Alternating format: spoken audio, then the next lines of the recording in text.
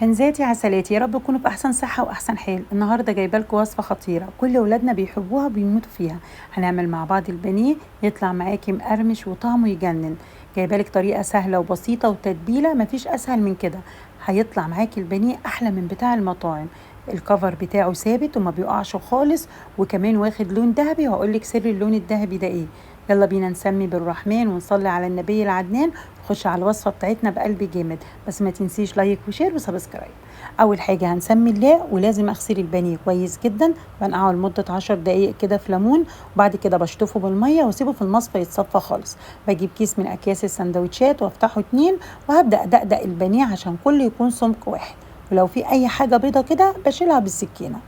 تعالوا بقى بعد كده نحضر التتبيله حلوه جدا جدا، بتخلي الانسجه بتاعه البانيه طريه وكريسبي من بره وتحفه وكمان سهله.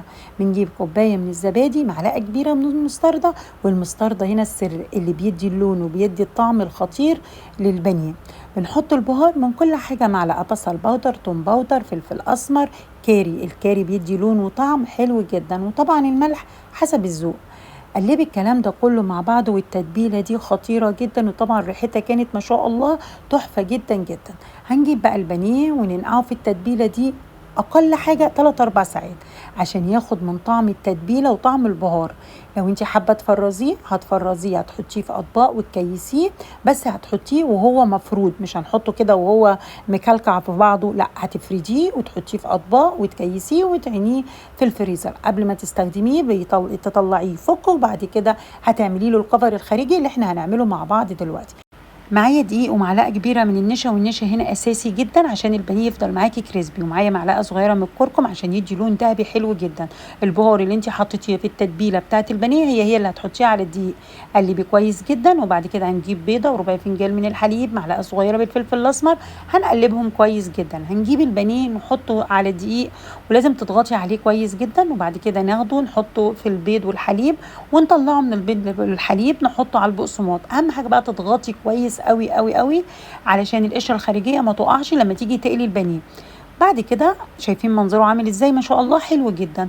بعد ما خلصت الكميه كلها بتاعتي ما شاء الله، هاخده احطه في التلاجة نص ساعه قبل القليه. ولو انت حابه تفرزيه هتحطيه في اطباق وتكيسيه كويس وتحطيه في الفريزر، وقبل ما تيجي تقليه بنص ساعه طلعيه يفك براحته خالص، بس ما يفكش قوي. بعد كده هنحط زيت، ويكون زيت غزير، واهم حاجه الزيت الغزير هو اللي بيدي القرمشه وهو اللي بيدي اللون الحلو. والزيت لازم تكوني مسخناه كويس جدا. هننزل بالبانيه، مش هنقلب خالص، ونخلي النار بقى متوسطه عشان ما ياخدش لون من بره ويبقى ني من جوه. اول ما يبدا ياخد لون ذهبي هتقلبيه، وبعد كده تصفيه كويس جدا ونطلعه على مصفى، ما تطلعيش على مناديل. المناديل بتطريه وبتخليه كده شارب زيت ومش حلو خالص. شايفين بقى ما شاء الله تبارك الله، خطير، مش شارب زيت، كريسبي وتحفه. وطبعا الريحه كانت جميله جدا، احلى من بتاع المطاعم 100 مره.